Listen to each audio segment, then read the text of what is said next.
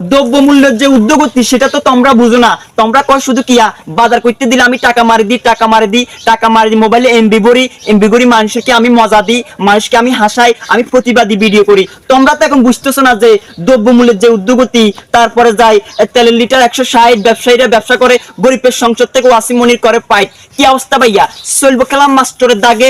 বেডিরা এখন বিশ্বাস করতে রাজি না বাংলাদেশের দ্রব্যমূল্যের যে উদ্যোগতি। বেড়া সিরিজাক হারিজাক বেড়া রীতিমতো 3 বেলা মাছ মাংস খাওয়াইতে হইব।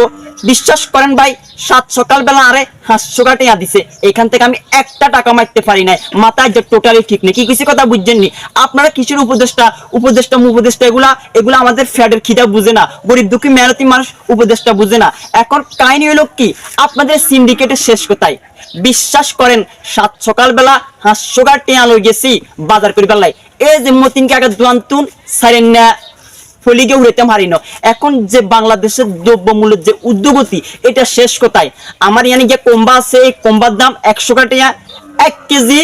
এই যে ফুলকপি আর বাড়ি লগে দিই মতিন কাকার দোকানে লগে দিই, এই পাইকারি 55 টাকা করে কিনি, সেগুলো বাজার 80 টাকা করে বেচে। তো এই যে দুর্নীতি, এই দ্রব্যমূল্য উদ্যোগতির শেষটা কোথায়? এখন তো এখানে 500 টাকার বাজার বেডি করে কইলে বিশ্বাস করতে না।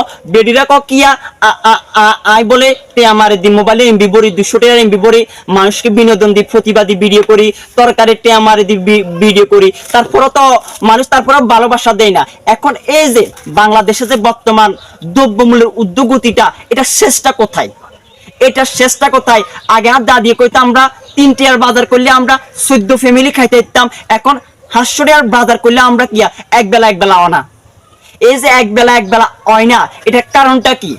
500 টাকার বাজার এখানে কেউ বিশ্বাস করবো? এখানে 1 কেজি তেলাপিয়া মাছ, একটা ফুলকপি 1 কেজি আলা, আর একটা কম্বা, আর 30 টাকার মরিচ, বরাবর 500 টাকা, বুঝছেন নি? এখন যদি বাইরে বেডি করে কই এখানে 500 টাকার, বেডিরা বুঝতো না। বেডিরা অন্তর্বর্তীকালীন সরকার বুঝে না, বেডিরা দ্রব্যমূল্য উদ্যোগতি বুঝে না, বেডিরা ফ্যাট বুঝে, বেডিদের খিদা লাগলে খাবার দিতে হবে সেটাও বুঝে। এখন আমার মতো ফকির, আমার মতো মিসকিন, আমার মতো ফকির, এই যে দৈনিক 500 টাকার বাজার খাওয়ার ওরকম মুহূর্ত আমার নাই।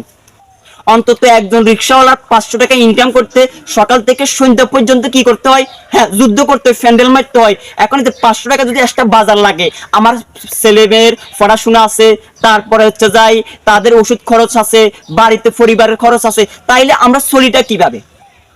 আপনারা এই যে সিন্ডিকেট নিয়ে কথা বলেন না, বাংলাদেশের চলমান পরিস্থিতি নিয়ে কথা বলেন না, কেউ কেউ লাল পাসপোর্টের আশায় বসে রয়েছেন। লাল পাসপোর্টটি কোথায় যাবেন? লাল পাসপোর্ট দিয়ে কোথায় যাইতেন? আমেরিকা, লন্ডন, সুইজারল্যান্ড যাবেন? আমাদেরকে বিপদের মুখে ফালাই দিই, আমাদের দ্রব্যমূল্যের যে উদ্যোগতিটা বাড়াই দিয়া এখন আপনারা আমেরিকার আশায় বসে রয়েছেন, লাল পাসপোর্টের আশায় বসে রয়েছেন। এটা তো গরিবের সংসদ থেকে আমরা মানতে পারবো না। আপনারা মাঠে নামে কাজ করেন, মাঠে নামে কাজ করি, দ্রব্যমূল্যের যে উদ্যোগতি সেটা আপনারা নিয়ন্ত্রণে আনেন।